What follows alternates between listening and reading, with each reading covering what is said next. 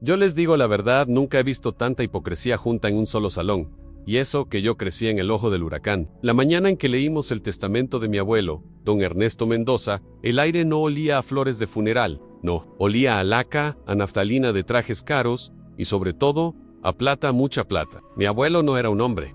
Mi abuelo era una institución, dueño de media capital, con tierras que se perdían en el horizonte y cuentas bancarias tan gordas que asustaban a los banqueros. Todos estábamos ahí vestidos de riguroso luto sudando bajo el sol de mediodía. Pero nadie lloraba de verdad. Lloraban por protocolo. Lloraban por el miedo de que el reparto no les fuera favorable. Yo, Andrés, el nieto favorito, o al menos eso creía yo, estaba sentado en la primera fila, junto a mi padre, esperando que el doctor Fuentes, el notario más serio y antipático de la ciudad, soltara la música. Mi padre, un hombre que había vivido toda su vida a la sombra del viejo, se mordía el labio. Mi tía Graciela, la hermana Mayo R., que siempre se creyó la heredera natural de todo el imperio de textiles y aguardiente, hacía sonar los rosarios como si estuviera invocando a un demonio. Y mis primos, esos buitres de 20 y pico, ya estaban calculando si la herencia les alcanzaba para cambiar el yate. El viejo Mendoza había muerto hacía 3 días, rápido y sin avisar, como era su costumbre. Un ataque al corazón en su escritorio, rodeado de papeles, y de la foto de su esposa, mi abuela, que había muerto hacía 20 años. El doctor Fuentes, un tipo que parecía haber sido fabricado con cemento y paciencia, se aclaró la garganta. La sala de caoba se hizo un silencio tan pesado que se podía cortar con un cuchillo de mantequilla. Familia Mendoza, empezó Fuentes. Su voz seca y sin emoción, don Ernesto Mendoza, en pleno uso de sus facultades mentales, procedió a firmar su última voluntad y testamento, hace exactamente 6 meses. Empezó el baile usual, las pequeñas donaciones a la iglesia, la fundación de caridad, que nadie sabía que existía. Luego vinieron las propiedades que ya sabíamos que eran nuestras. La casa de la playa para mi tía Graciela, un par de bodegas para mi padre, unas acciones para mí. Todos respiramos un poco más tranquilos. Las cosas se estaban acomodando, como debía ser. El resto, el grueso, la joya de la corona, el consorcio Mendoza, se iría a un fideicomiso controlado por mi padre y mi tía. Negocio redondo, hasta ahí. Todo normal, pero Fuentes no cerraba el expediente. De hecho, lo abrió de par en par, revelando una hoja doblada que parecía haber sido guardada aparte. Y finalmente, dijo el abogado, ajustándose los lentes, llegamos a la cláusula 0. La cláusula que rige todo lo anterior en mi tía Graciela dejó de hacer ruido con el rosario. Mi padre levantó la cabeza. Yo sentí un escalofrío que no tenía nada que ver con el aire acondicionado. Don Ernesto Mendoza era un hombre de orden, pero también un hombre de sorpresas. Continuó Fuentes, leyendo con una solemnidad casi ofensiva. Él estipula que la totalidad de su patrimonio, todo, absolutamente todo, desde la última acción de la empresa hasta el último centavo en sus cuentas personales, no será distribuido de la manera antes mencionada. Hubo and Mermulo. Graciela puso los ojos como platos. ¿Cómo que no será distribuido, abogado? Usted acaba de leerlo, protestó ella, con esa voz chillona que usaba cuando no conseguía lo que quería. Permítame, terminar, señora, la cortó Fuentes, sin inmutarse. Don Ernesto deja su fortuna a un único heredero principal. Un heredero que la familia debe localizar y que debe aceptar el legado antes de que se cumplan 6 meses a partir de la fecha de su fallecimiento. En la sala explotó. Un único heredero, pero si nosotros somos su sangre, gritó mi primo menor, un imbécil que nunca había trabajado un día en su vida. Mi padre, el más calmado de todos, solo preguntó con la voz baja y temblorosa, ¿de quién habla? Fuentes, ¿quién es ese heredero? El abogado nos miró por encima de los lentes, disfrutando claramente del drama que había desatado. El heredero en cuestión es el primogénito de don Ernesto, un hijo que tuvo en su juventud, antes de casarse con doña Elena, y que fue dado en adopción inmediatamente después de nacer en silencio en absoluto. ¿Un hijo perdido? Mi abuelo, el patriarca de la moralidad y las buenas costumbres, el hombre que nos había criado bajo una disciplina de hierro, ¿había tenido un hijo secreto y lo había abandonado? Mi tía Graciela se puso pálida. Es imposible, una mentira, un engaño de alguna oportunista. Tengo los documentos, señora, la prueba de paternidad, firmada por don Ernesto hace 35 años, y los papeles de adopción. El nombre del heredero es Mateo Vargas, Mateo Vargas, un nombre que sonaba nada, a nadie. Un desconocido que acababa de aparecer de la nada para poner patas arriba a nuestro mundo perfecto y bien engrasado. Si Mateo Vargas es encontrado y acepta la herencia, explicó Fuentes, golpeando la mesa para recuperar la atención, entonces la totalidad del patrimonio pasará a él. Si en el plazo de 6 meses, él no es encontrado, o si él se niega a aceptarlo, Recién entonces, y solo entonces, el patrimonio se dividirá entre ustedes, los herederos secundarios. Como fue estipulado inicialmente, la condición era clara, y era una patada en el estómago. Si encontrábamos a ese tal Mateo, perdíamos todo. Si no lo encontrábamos, ganábamos todo. Pero había un problema gigantesco que el testamento se encargó de recalcar. Don Ernesto ha dejado instrucciones muy específicas. La familia debe demostrar un esfuerzo genuino y documentado para localizar a Mateo Vargas. Si se demuestra que la familia ha intentado sabotear la búsqueda o ha actuado de mala fe para que el plazo expire, la herencia entera será donada a la caridad. Sin excepción, nos había acorralado. El viejo Mendoza, incluso muerto, seguía moviendo los hilos. Nos obligaba a buscar al hombre que nos robaría la fortuna. Mi tía Graciela se levantó roja de furia. Esto es una crueldad, una venganza póstuma. Es la última voluntad de don Ernesto, respondió Fuentes. Con frialdad, mi padre, siempre pragmático, se secó el sudor de la frente. ¿Dónde empezamos? ¿Qué información dejó mi padre sobre este Mateo? Fuentes deslizó un sobre amarillo sobre la mesa. Solo esto: el nombre completo, la fecha de nacimiento y el nombre de la familia adoptiva de hace 3 décadas. La familia adoptiva se mudó del país poco después de la adopción. Don Ernesto no quiso tener más contacto, pero siempre guardó la información. Me levanté de mi asiento. Yo no era el más ambicioso, pero había crecido con la expectativa de que la vida ya estaba resuelta. La idea de que todo mi futuro dependiera de que un fantasma de 35 años dijera no era inaceptable. Abogado, dije, mi voz sonando más firme de lo que me sentía. ¿Quién está a cargo de esta búsqueda? Fuentes me miró, y por primera vez, vi una pizca de interés en sus ojos muertos. Don Ernesto Mendoza nombró a 3 personas para liderar la búsqueda y documentar el proceso. A su hijo, el señor Eduardo Mendoza, mi padre, su hija, la señora Graciela Mendoza, y usted, el señor Andrés Mendoza, mi abuelo, me había puesto directamente en la línea de fuego. Salimos de esa sala sintiéndonos como si nos hubieran robado.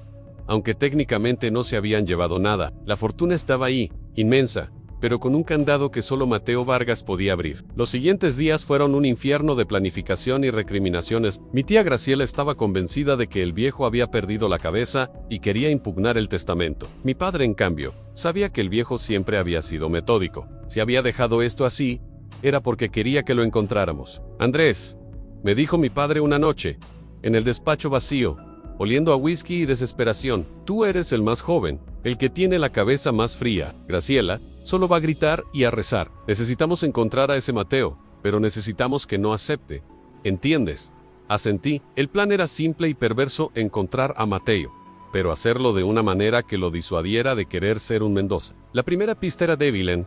La familia adoptiva, los Vargas, se había mudado a algún lugar del sur, probablemente Argentina o Chile, hacía 3 décadas. Mi abuelo no había conservado ninguna dirección reciente. Mi primer paso fue ir a la fuente de todo, el archivo de mi abuelo. Don Ernesto tenía un despacho que era un museo de su propia vida. Entré allí, con el permiso tácito de mi padre, y empecé a buscar cualquier cosa relacionada con el incidente Vargas. Encontré los documentos de adopción originales, guardados en una caja fuerte detrás de un retrato de mi abuela. Ahí estaban Mateo Vargas, nacido el 14 de marzo, hace 35 años, hijo de Ernesto Mendoza y una mujer joven llamada Laura, a quien mi abuelo había silenciado y enviado lejos, seguramente con una buena suma de dinero. Típico de él, pero había algo más. Una libreta de tapas rojas, desgastada, escondida en el fondo. No era una libreta de negocios, parecía un diario. Lo abrí con cuidado, sintiendo que estaba profanando un secreto. No era el diario de mi abuelo, era de Laura, la madre de Mateo. Estaba incompleto, solo unos meses de entrada. Leí las primeras líneas y mi respiración se cortó. Ernesto me dice que no podemos tenerlo, que arruinaría su carrera, su futuro. Dice que es lo mejor para el niño, que tendrá una vida mejor con una familia de verdad.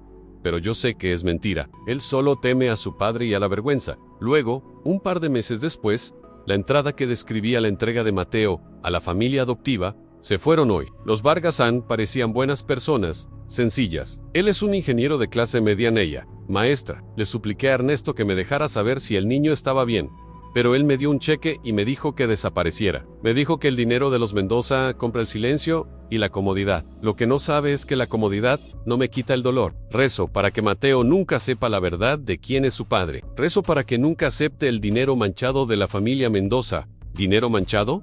Esa frase se me quedó grabada. Yo sabía que la fortuna Mendoza no era precisamente cristalina. Mi abuelo había comenzado con contrabando de textiles en los años 70. Luego se había diversificado en la construcción con métodos que rozaban la ilegalidad y a veces la pasaban de largo, y finalmente, el negocio del aguardiente, que, decían las malas lenguas, se mantenía a base de sobornos a políticos y un poco de mano dura. Pero eran rumores, ¿no? Eran los negocios a la antigua, como decía mi abuelo. La libreta de Laura insinuaba algo más profundo, algo que mi abuelo había ocultado toda su vida. Guardé la libreta y volví con mi padre. Papá, la familia Vargas se mudó a Chile, le dije. Tengo que ir a Chile. Tengo que encontrarlo. A mi padre me miró con una mezcla de orgullo y desesperación. ¿Y qué le vas a decir a ese Mateo Vargas cuando lo encuentres? Hola, soy tu medio hermano, y vengo a ofrecerte una fortuna que no queremos que aceptes. Voy a ir con la verdad, pero lentamente, respondí. Voy a ir como un emisario, no como un rival. Necesito ganarme su confianza, necesito saber quién es él, y necesito que él sepa quiénes somos. Nosotros en el objetivo se había duplicado. Primero, encontrar al heredero. Segundo, encontrar la razón por la que mi abuelo había puesto esa condición. En menos de una semana, estaba abordando un avión con destino a Santiago de Chile. Llevaba conmigo el expediente de Mateo, la libreta de Laura, y una valija llena de la ansiedad de mi familia. Mi tía Graciela me había despedido en el aeropuerto con un ultimátum ansí. Ese bastardo acepta. Andrés, tú no vuelvas, yo te maldigo. Yo sabía que mi misión era delicada. Si fallaba, mi familia caería de la cima de la pirámide social a una cómoda, pero vergonzosa, mediocridad. Liga Santiago, una ciudad inmensa y fría, muy diferente al calor húmedo de nuestra capital. Empecé a rastrear a la familia Vargas. Los registros de hace 30 años son borrosos, y la burocracia chilena es lenta como un glaciar. Tuve que recurrir a métodos que mi abuelo habría aprobado a usar plata para aceitar la maquinaria. Encontré un investigador privado, un tipo llamado Patricio, que trabajaba en el bajo mundo de la información. Mateo Vargas, 35 años, le dije, mostrándole la foto de bebé que adjuntaba el expediente. Necesito saber dónde vive, a qué se dedica, y si aún utiliza el apellido Vargas. Patricio tomó el dinero con una sonrisa desdentada. En 2 días te tengo algo. Patrón, la espera fue insoportable. Me instalé en un hotel de lujo, el tipo de hotel que solo un Mendoza podía pagar, y me sentía como un impostor. Estaba a miles de kilómetros de casa, buscando a un hombre que era, a la vez, mi única salvación y mi ruina. 2 días después, Patricio me llamó. Lo tengo, patrón. No es fácil. El tipo no usa redes sociales. Es casi un fantasma digital, pero encontré un registro laboral reciente. Mateo Vargas vive en Valparaíso. No es ingeniero, ni nada que se le parezca que es bibliotecario. Trabaja en una pequeña biblioteca universitaria en el puerto. Un bibliotecario, la antítesis de un Mendoza. Nosotros éramos constructores, negociantes, tipos que hacían ruido. Él era un hombre de libros y silencio. Esto, pensé, podría jugar a mi favor. Un bibliotecario no querría lidiar con la complejidad de un imperio industrial. Viajé a Valparaíso esa misma tarde, una ciudad caótica, llena de cerros y colores vibrantes. Un contraste total con la pulcritud de Santiago. La biblioteca era antigua, de madera oscura y olor a papel viejo. Subí las escaleras, mi corazón latiendo fuerte.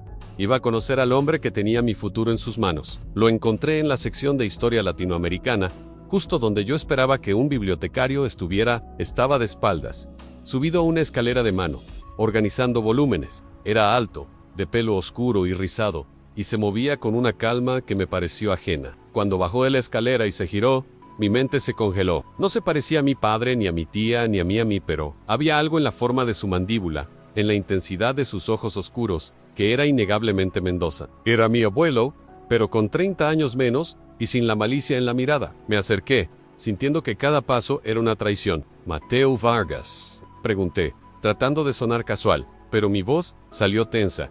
Él levantó la vista. Sus ojos me estudiaron con una inteligencia aguda. «¿Soy yo?», respondió, con un acento chileno suave. «¿Le puedo ayudar en algo? ¿Busca a un libro en particular?» «Sí», dije, tratando de formular la mentira que había ensayado en el avión. Busco un libro. Pero antes, permítame presentarme. Mi nombre es Andrés Mendoza. Soy de su país de origen. Mateo no reaccionó con sorpresa al escuchar el apellido. Solo asintió, con una calma que me desarmó. «Mucho gusto. Andrés Mendoza, un apellido común, quizás no tan común», repliqué, y lo miré fijamente, buscando una señal de reconocimiento, una chispa de conexión. «¿Y qué lo trae por Valparaíso?» «Una búsqueda», dije, sin rodeos. «Una búsqueda que ha durado 35 años». Vi como su calma se resquebrajaba, apenas perceptible. Un ligero temblor en su mano. No entiendo, dijo, aunque yo sabía que sí a Mateo, necesito que me escuche. Soy su medio hermano, vengo de parte de la familia Mendoza. Nuestro abuelo, don Ernesto Mendoza acaba de falecer. Mateo Vargas dio un paso atrás, apoyándose contra una estantería. No había incredulidad en su rostro, sino una aceptación fría y profunda, como si ya hubiera sabido que este momento llegaría. Mi padre biológico, murmuró, el hombre que me vendió no lo vendió, Mateo él lo dio en adopción, y ahora ha dejado un testamento que lo involucra a usted de una manera que nadie en mi familia imaginaba. Le conté la historia a grandes rasgos en la fortuna, la cláusula, el plazo de 6 meses. Le dije que mi familia estaba desesperada y que yo era el encargado de encontrarlo. Mateo me escuchó sin interrumpir. Cuando terminé, el silencio de la biblioteca era ensordecedor. ¿Y ahora que me encontró? ¿Qué quiere Andrés? ¿Que haga el papel del hijo pródigo y reclame la herencia? Queremos que sepa que tiene derecho a ella. Mateo es una fortuna inmensa. Podría cambiar su vida, la de su familia adoptiva. Mateo sonrió, pero era una sonrisa sin alegría. Ustedes quieren que yo diga que no, ¿verdad? Cuminig. Para que el dinero regrese a los legítimos herederos. Mi honestidad me obligó a ser directo. Sí, pero eso no es lo más importante ahora. Lo más importante es que mi abuelo le dejó la opción, y si acepta, la herencia es suya. Mateo se enderezó y me miró con una intensidad que me hizo sentir pequeño. Andrés, hay algo que usted no sabe, algo que su abuelo se llevó a la tumba, pero que yo sé desde hace mucho tiempo, y por eso su fortuna, por muy grande que sea, no vale nada para mí. ¿Qué quiere decir? Quiero decir que yo sé cómo se construyó esa fortuna Mendoza. Yo sé dónde viene el dinero manchado, del que hablaba mi madre biológica. Abrí la boca para protestar, para decir que eran solo rumores, pero él me interrumpió. Mi padre adoptivo, el señor Vargas, era un hombre honesto. Cuando se mudó a Chile, supo que no podía callar lo que sabía. Él no me vendió. Él fue comprado para llevarme lejos, pero antes de irse, él había trabajado para su abuelo. Mateo hizo una pausa dramática, mirando los libros a su alrededor, como si buscaran consuelo en la historia. Mi padre adoptivo era el ingeniero que su abuelo contrató para supervisar la construcción de las primeras grandes obras. Él descubrió que su abuelo, don Ernesto Mendoza, no solo hacía negocios turbios, él hacía negocios de sangre. A mi mente se negó a procesar lo que escuchaba. ¿Negocios de sangre? ¿De qué está hablando, Mateo? Hablo de los desaparecidos, Andrés. De las personas que molestaban a su abuelo. Hago referencia a los terrenos que su abuelo adquirió a precio de ganga después de que sus dueños desaparecieran. Yo tengo las pruebas. Los documentos que mi padre adoptivo guardó. El verdadero motivo de su exilio forzado. La libreta de Laura. El miedo del ingeniero Vargas. El silencio de mi abuelo. Todo encajaba de una manera horrible. La fortuna Mendoza no se había construido solo con contrabando y sobornos. Se había levantado sobre cuerpos. La condición de mi abuelo, continuó Mateo, su voz ahora llena de resentimiento, no fue un acto de bondad o de sorpresa. Few unseguro. Él sabía que yo sabía. Y si yo aceptaba la herencia, yo también aceptaba el secreto. Y él sabía que si yo me negaba, el secreto se guardaba. Porque ustedes, la familia Mendoza, harían cualquier cosa por proteger la plata. Me sentí mareado. La sala de caoba, el luto, la ambición de mi tía. Todo se sentía ridículo frente a la magnitud de esa acusación. Usted está mintiendo, logré decir. Son historias viejas, son rumores. Cree que soy un bibliotecario aburrido que inventa historias de conspiración. Andrés me desafió. No, yo he pasado mi vida estudiando este secreto, estudiando a su familia. Y ahora que usted está aquí, el plazo ha comenzado, y tengo que darle una respuesta.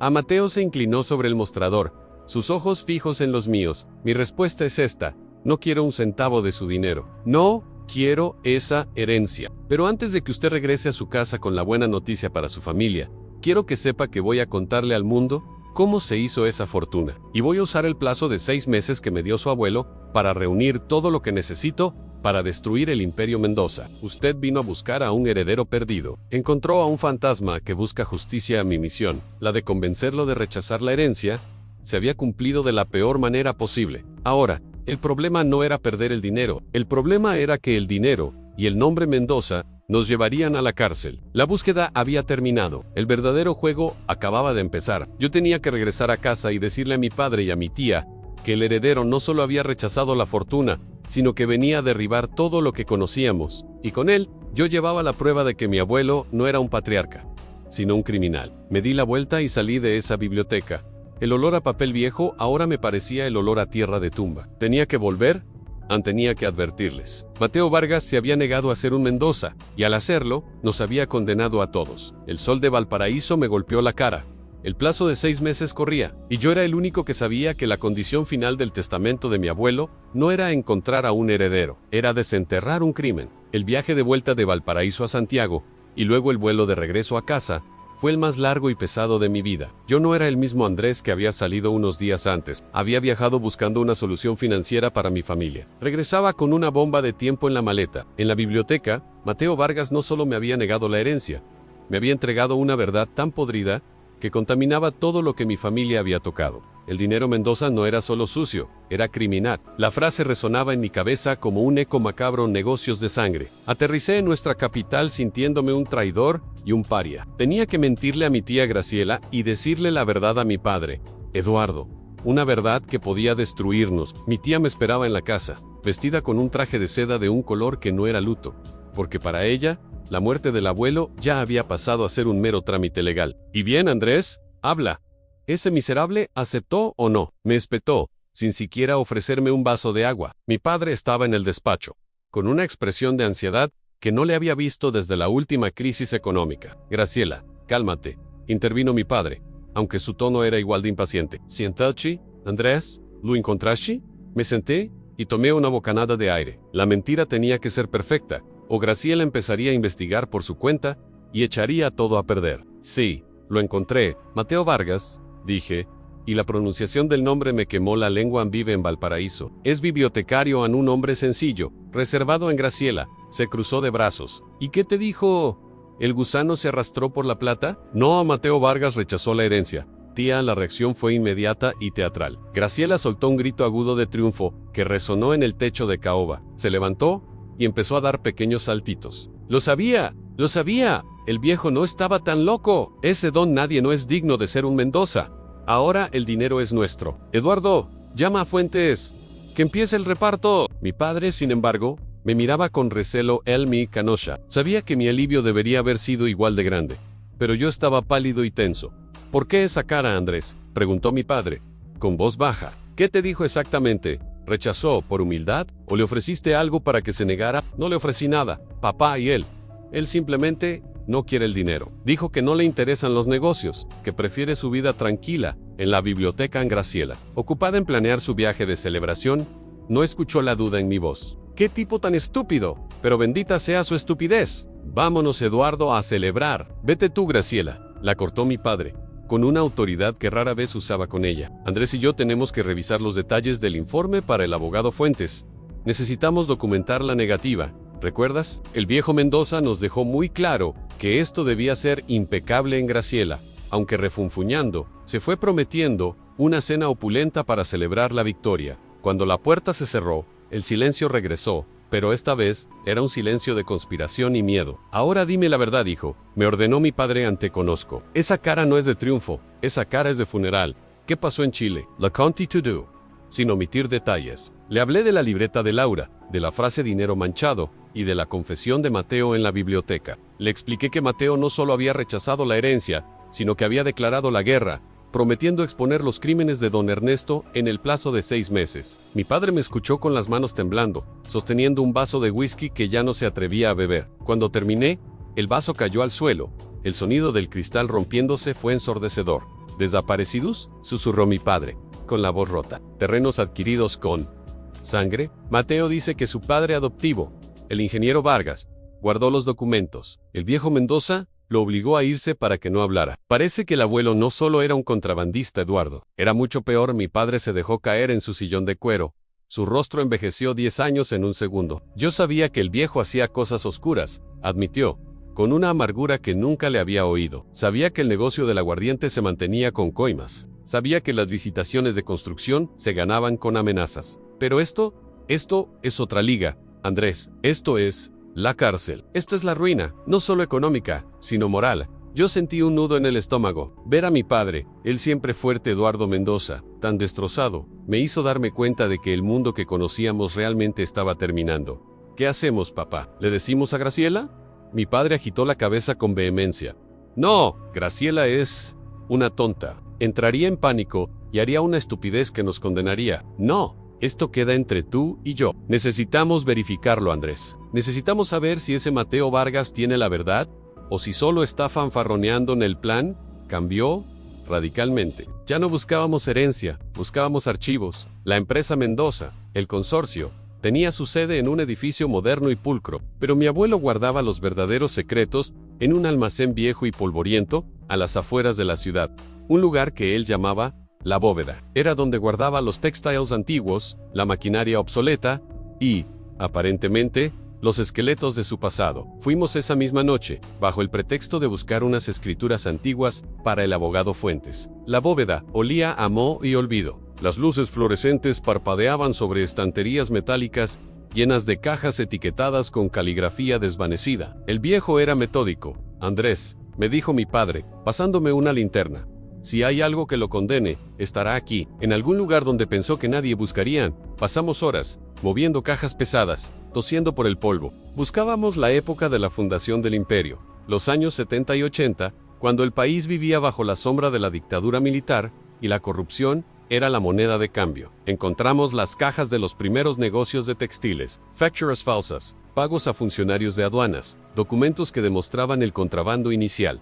Era feo, pero manejable. Luego, mi padre encontró una caja de metal, oculta detrás de un montón de viejos planos de construcción. No tenía etiqueta. Estaba cerrada con un candado oxidado. Esto es, hijo, susurró mi padre, con la voz ronca. Tuvimos que romper el candado con una palanca. El chirrido metálico en la oscuridad se sintió como si estuviéramos abriendo la puerta del infierno. Dentro no había dinero ni joyas. Había carpetas Manila, amarillentas por el tiempo, y en la primera carpeta, el nombre del ingeniero Vargas mi padre.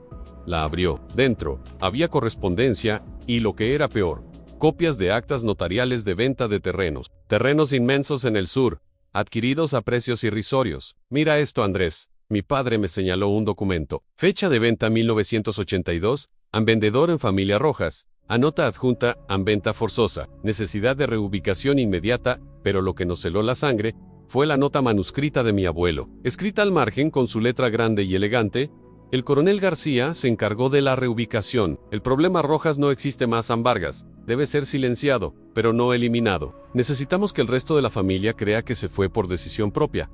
La verdad era innegable. Mi abuelo no solo había comprado terrenos baratos, había utilizado el poder militar y político de la época para forzar a las familias a vender, y si se resistían, el coronel García se encargaba de que el problema no existiera más. A mi abuelo era un asesino corporativo. Nos sentamos en el suelo de concreto, rodeados de evidencia de una vida de crímenes. La fortuna Mendoza era en efecto un monumento a la injusticia. Mateo Vargas no mintió, di yo mi padre, recogiendo los documentos con manos temblorosas. Tiene razón. ¿Y si tiene copias de esto, estemos perdetes? ¿Y qué hacemos con esto? Pregunté, señalando la caja. Destruirlo, dijo mi padre, con una frialdad brutal. Ahora mismo quemarlo, borrarlo. Si nos encuentran con esto, somos cómplices. Pasamos las siguientes horas en el patio trasero de la casa, alimentando una hoguera con los documentos que don Ernesto había guardado celosamente. El humo olía a papel viejo quemado y a culpa. Mientras el fuego consumía los secretos, entendí la jugada final de mi abuelo. Él sabía que Mateo tenía las pruebas. Al obligar a la familia Mendoza a buscarlo, él estaba forzando un enfrentamiento. Si Mateo aceptaba, el secreto moría con él, enterrado bajo la responsabilidad del imperio. Si se negaba, como lo hizo, la familia Mendoza tenía 6 meses para contener el desastre. Ahora, la misión ya no era solo proteger la herencia, sino proteger el nombre y la libertad de mi padre. Y la mía. Tenemos que ir un paso adelante de Mateo, me dijo mi padre, mientras las cenizas flotaban en el aire nocturno. Él tiene la moral de su lado, pero nosotros tenemos los recursos. Él quiere justicia. Nosotros queremos supervivencia. Al día siguiente, la casa Mendoza era un hervidero de falsa alegría. Graciela estaba radiante,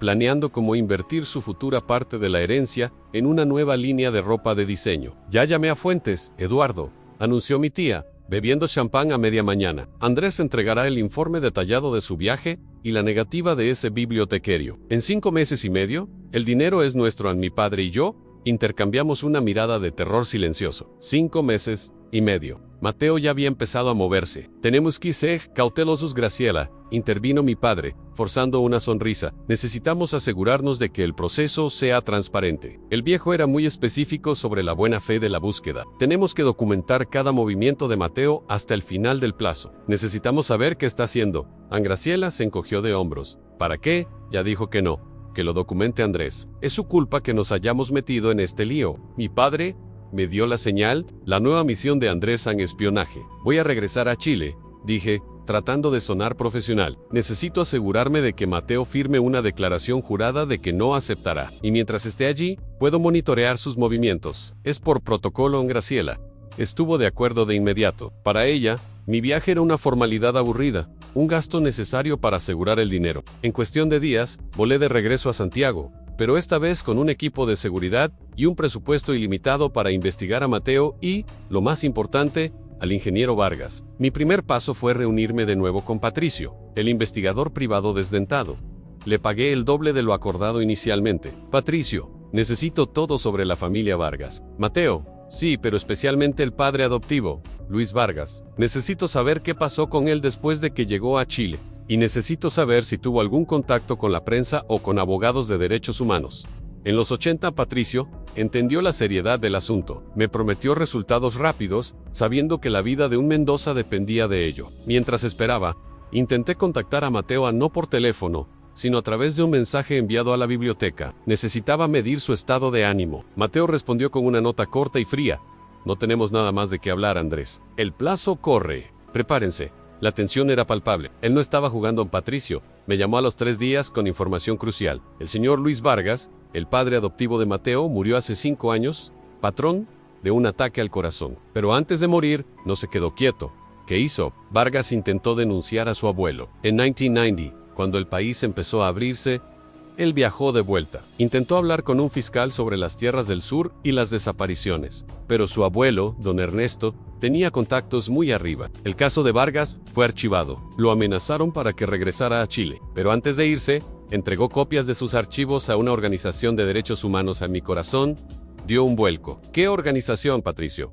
Una muy vieja y muy seria. El Centro de Investigación Histórica y Legal, CIHLE. El señor Vargas les dijo que si algo le pasaba, o si el nombre Mendoza volvía a surgir, que publicaran todo. La situación era peor de lo que imaginábamos. El secreto no estaba solo en manos de Mateo, estaba en manos de una organización que mi abuelo no había podido silenciar. Llamé a mi padre, mi voz, apenas un susurro. Papá, Mateo no necesita los documentos de su padre. El verdadero peligro está en el CIHLE. Luis Vargas ya denunció al abuelo hace 30 años. Si Mateo los contacta ahora, ellos tienen todo el expediente listo para publicar.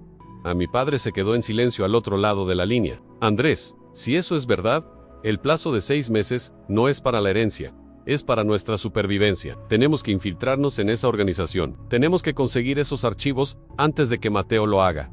Aquí es donde mi vida se torció irremediablemente. Yo, el nieto que quería una vida tranquila, me convertí en el encargado de la operación de encubrimiento más grande en la historia de la familia. La operación se llamó Proyecto Zero, Cero Evidencia. Zero Rock. Mi padre movilizó a sus contactos más discretos. Necesitábamos un abogado que no hiciera preguntas. Alguien que supiera moverse entre la historia oscura de nuestro país. Encontramos a un tipo llamado Ramiro, un ex fiscal, que ahora se dedicaba a resolver problemas delicados a cambio de honorarios obscenos. Ramiro nos explicó el panorama. El CIHL guarda sus archivos como oro. Son idealistas, no aceptarán dinero. La única forma de entrar es con una orden judicial o con un engaño muy bien montado. A mi padre, con la presión de la cárcel cerniéndose sobre él, se puso el traje de su padre en engaño. Yo me encargo de la financiación. Andrés, tú te encargas de la ejecución. Eres joven.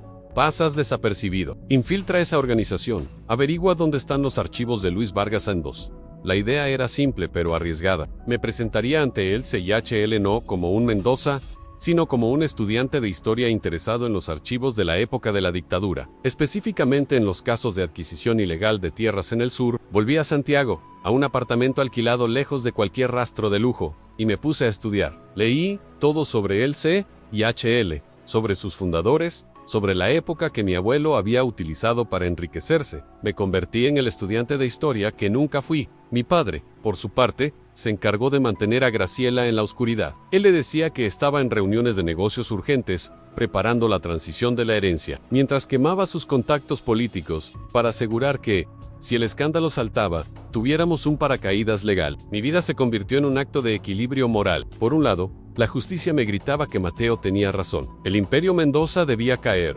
Por otro lado, mi lealtad a mi padre, quien, aunque cómplice por omisión, no era el autor de los crímenes, me obligaba a protegerlo. Me acerqué al C&HL con una mezcla de miedo y repulsión. La oficina era humilde, llena de gente que trabajaba por la verdad, no por la plata. Yo era un depredador disfrazado de oveja. Conocí a Elena, una joven investigadora del C&HL.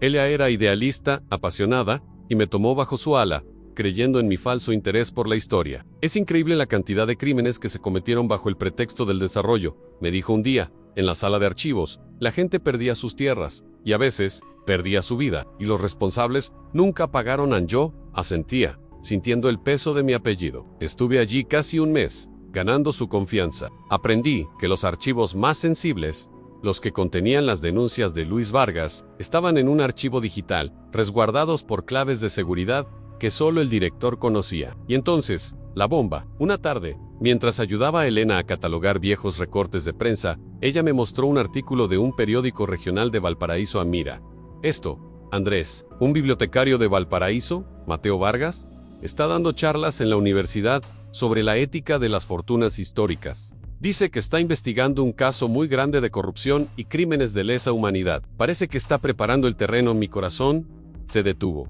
Mateo no había esperado. Había empezado a sembrar la duda en el ámbito académico, preparando a la opinión pública antes de soltar la verdad. ¿Mateo Vargas?, pregunté, fingiendo curiosidad. ¿Lo conoces? No personalmente, pero me contactó hace unos días. Dijo que tenía información sobre un caso viejo que involucraba a un empresario muy poderoso en los 70. Le dije que contactara al director Mateo. Estaba a punto de cerrar el círculo. Él iba a contactar al C&HL, confirmar la existencia de los archivos de su padre adoptivo, y luego soltarlos a la prensa. Tenía que actuar de inmediato. Llamé a mi padre y le dije, en el tiempo se acabó, Eduardo. Mateo está a punto de contactar al C&HL. Necesitamos los archivos ahora. Mi padre, a miles de kilómetros, me dio la orden que definía nuestro futuro. Ramiro tiene un plan. Necesitas la clave de acceso del director. Una vez que la tengas, él se encargará de que el archivo desaparezca en el sistema la noche en que el director del C&HL fue de viaje por una semana. Ramiro me proporcionó el equipo necesario en un pequeño dispositivo de clonación de contraseñas. Entrar en la oficina del director fue aterrador. La adrenalina me hacía sudar bajo la camisa. La oficina estaba oscura, solo iluminada por la luz de la calle. Encontré su computadora. Con manos temblorosas, conecté el dispositivo. Tuve que esperar 10 minutos, que se sintieron como horas. Pensaba en Mateo, en su rostro tranquilo, en su búsqueda de justicia. Pensaba en mi abuelo y en el legado de podredumbre que nos había dejado. El dispositivo emitió un pitido. Tenía la clave. Salí del C&HL con el corazón latiéndome a 1000 por hora. Había traicionado a Elena en la justicia y a mi propia conciencia, pero había salvado a mi padre, al menos por ahora. Llamé a Ramiro y le di la clave. El archivo de Luis Vargas. Bórralo todo. Ramiro, con su voz seca y profesional, me aseguró que en una hora el archivo estaría en el limbo digital, inaccesible para Mateo o para cualquier otra persona. Me senté en un café, esperando la confirmación.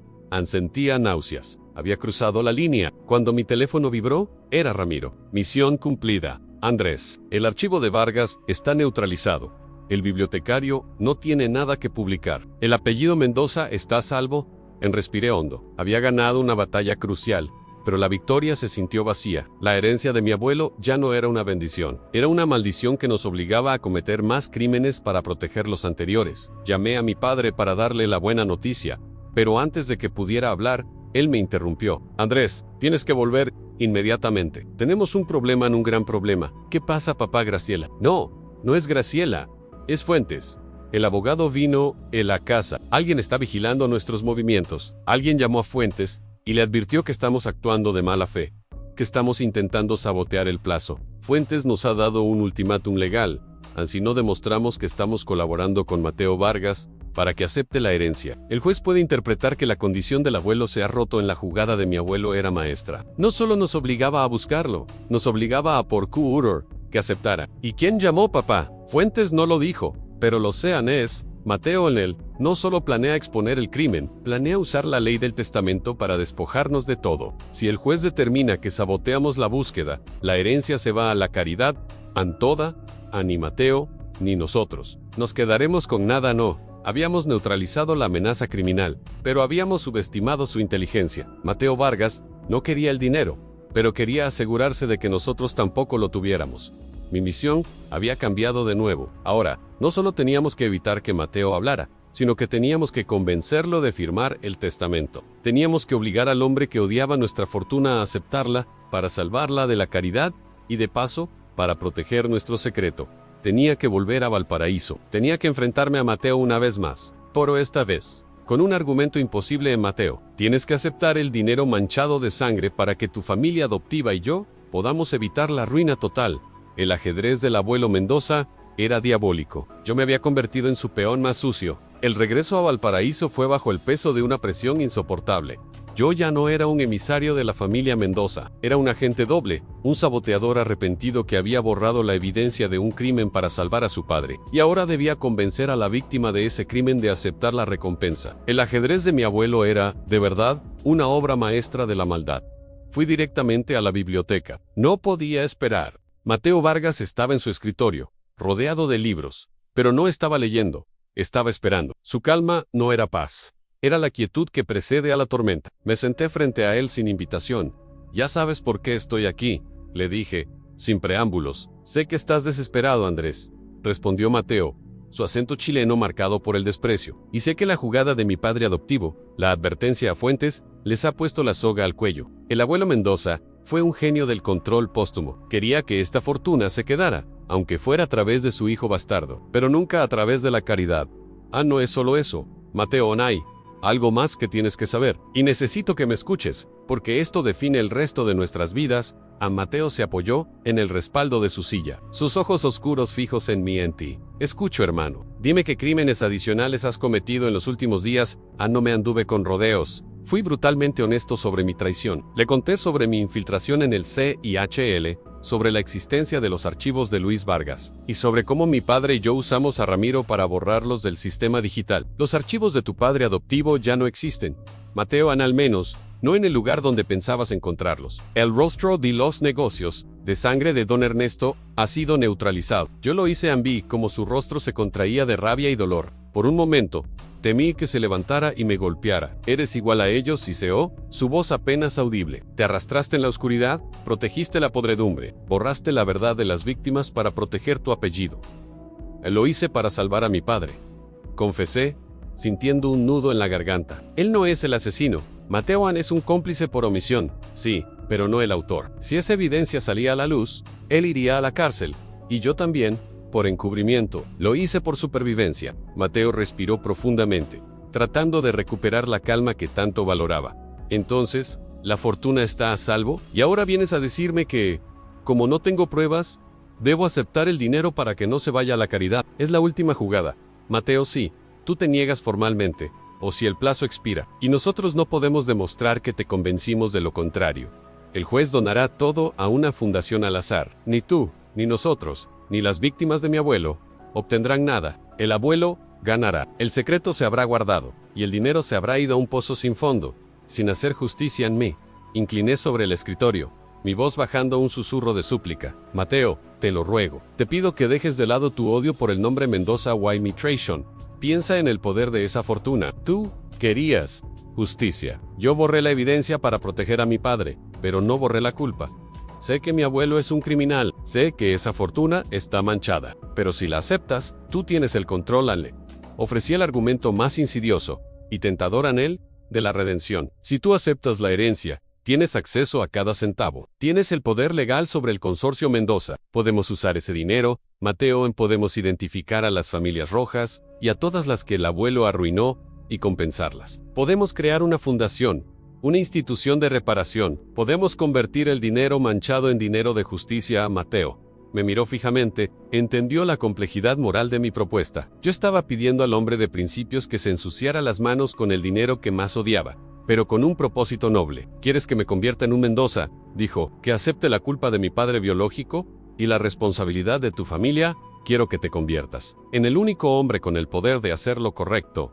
Mateo, querías destruir el imperio. Hazlo desde dentro. Si te niegas, el imperio, aunque vacío de secretos, sigue en pie, y el dinero se esfuma en la caridad, sin que nadie sepa la verdad de su origen. El silencio se hizo denso. Mateo Vargas, el bibliotecario, el hijo abandonado, estaba sopesando el peso de una fortuna construida con sangre y mentiras. Finalmente, asintió lentamente. Tu argumento es convincente, Andrés, no por la amenaza de la caridad, sino por la oportunidad de la reparación. Mi padre adoptivo no quería el dinero. Él quería justicia. Y si la única forma de conseguir esa justicia es aceptar esta carga, entonces, así será. Se levantó y extendió la mano hacia mí. Acepto la herencia, Andrés, pero no la acepto solo. La acepto con una condición. Y esta no es negociable. Tú te quedas. Tú y yo vamos a desmantelar esto juntos. Tú me enseñaste cómo funciona el negocio oscuro de tu familia. Ahora me ayudarás a limpiarlo. Ya no eres un Mendoza ambicioso, eres un traidor a tu propia clase. Eres el único en quien puedo confiar para hacer esto. A mi redención había llegado con un precio más alto que cualquier herencia. Significaba romper con mi vida, con mi tía Graciela y con el confort de mi existencia. Pero mirar a Mateo, a mi hermano, y ver la seriedad en sus ojos, me hizo darme cuenta de que esta era la única forma de recuperar mi honor. Acepto, dije, estrechando su mano. Sellamos un pacto que iba más allá de la sangre. Era un pacto de reparación. El regreso a la capital fue diferente. Volamos llantos, Mateo y yo, en el mismo avión, pero ahora como socios en la destrucción y reconstrucción. Mi padre, Eduardo, nos esperaba en el aeropuerto, con una mezcla de terror y alivio. Cuando vio a Mateo, el hijo que su padre había abandonado, y que ahora era su jefe legal, se puso pálido. Mateo Vargas, dijo mi padre, tendiéndole la mano, con una cortesía forzada. Eduardo Mendoza, respondió Mateo, con firmeza. Estoy aquí para aceptar la herencia. Y para empezar a trabajar inmediatamente. La noticia de la aceptación de Mateo Vargas desató el caos en la casa Mendoza. Mi tía Graciela tuvo un ataque de histeria que duró 3 días. Se puso el luto más oscuro que tenía, y se comportó como si hubiera presenciado un asesinato. Ese bastardo, ese bibliotecario, nos robó, nos humilló. Eduardo, impugna ese testamento. Andrés, eres un inútil. Dejaste que ese parásito se quedara con todo. Gritaba, golpeando mesas y maldiciendo a mi abuelo. Pero mi padre, por primera vez, se mostró fuerte ante ella. Kaumauchi, Graciela, Mateo Vargas es el heredero principal. Si intentamos impugnar, solo perderemos tiempo y dinero. La ley está de su lado. Además, mi padre la miró con una seriedad sombría. La fortuna Mendoza es más complicada de lo que crees. Y si Mateo ha aceptado, es mejor para todos. En Graciela no entendía. Y no necesitaba entender. Ella solo veía la pérdida de su yate y su línea de ropa. La lectura final del testamento, 6 semanas después, fue un asunto formal y silencioso. El doctor Fuentes, el notario, leyó la cláusula de aceptación. Mateo Vargas firmó, y con un golpe de pluma, la totalidad del imperio Mendoza, el consorcio, las tierras, las bodegas, las cuentas bancarias pasó a manos del bibliotecario de Valparaíso. Mi padre y mi tía se convirtieron en herederos de la nada, al menos en términos del control total. Les quedó una pensión cómoda estipulada por el testamento, pero el poder se había ido. El consorcio Mendoza tenía un nuevo dueño, y ese dueño no quería fabricar textiles ni aguardiente. Mateo Vargas se instaló en el viejo despacho de mi abuelo. No cambió la decoración de caoba, pero llenó los estantes de libros sobre ética empresarial y justicia transicional. Mi tía Graciela renunció al apellido Mendoza en su tarjeta de presentación y se mudó a Miami, jurando que nunca más volvería a pisar tierra donde un bibliotecario le hubiera robado su destino. Para ella, el mundo se había acabado. Para mi padre, la situación fue más compleja. Él sabía la verdad y vivía con el miedo constante de que el secreto saliera a la luz. ¿Qué vas a hacer con la empresa, Mateo?, le preguntó mi padre, en una reunión tensa. Vamos a liquidar las partes que no son éticas, Eduardo, respondió Mateo, con Andrés a su lado. El negocio del aguardiente se vende. Los terrenos adquiridos ilegalmente se devuelven o se compensan a las familias. Y el consorcio de construcción se reestructura para trabajar solo en proyectos de infraestructura social. No más negocios.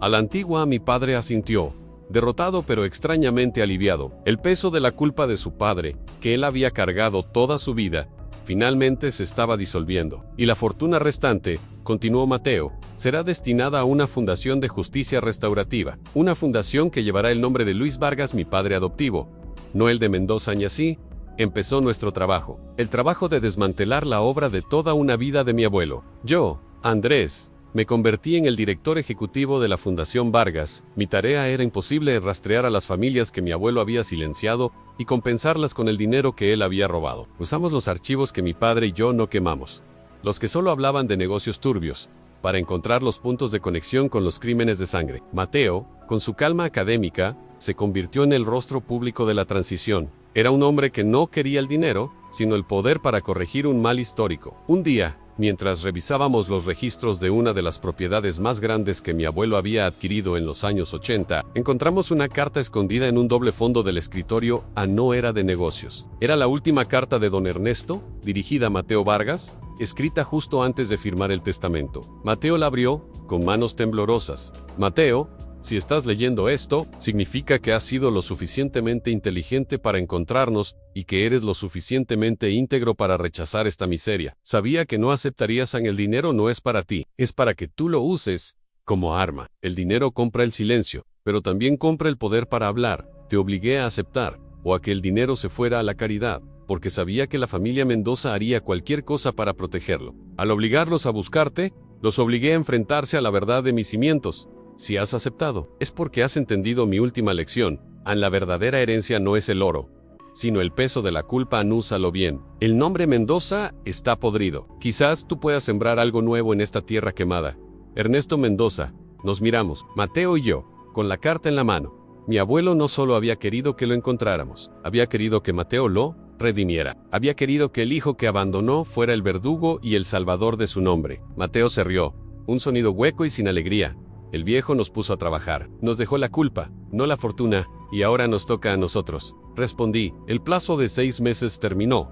Mateo Vargas era oficialmente el heredero. El juez dictaminó que la familia Mendoza había actuado de buena fe en la búsqueda, gracias a la farsa que montamos. La fortuna se quedó con Mateo, pero la condición final del testamento de mi abuelo no fue encontrar un heredero. La condición final fue obligarnos a enfrentarnos a la verdad. Nos obligó a mí, Andrés Mendoza, a convertirme en el aliado del hombre que iba a destruir mi vida. Hoy, la Fundación Vargas es una institución respetada. El Consorcio Mendoza es solo un recuerdo. Mi padre, Eduardo, trabaja como consultor para la Fundación, dedicando sus últimos años a la reparación. Yo vivo en Valparaíso, cerca de Mateo, mi hermano de verdad, unidos no por la sangre que compartimos, sino por la misión que nos legó un hombre muerto. Ya no soy el nieto favorito, soy el custodio de un secreto y el arquitecto de una justicia tardía. La vida fácil se acabó, pero por primera vez, desde que el abogado Fuentes leyó esa cláusula cero, siento que el aire huele a algo más que a laca y a plata, huele a verdad. Y la verdad, les digo, es mucho más pesada que cualquier fortuna.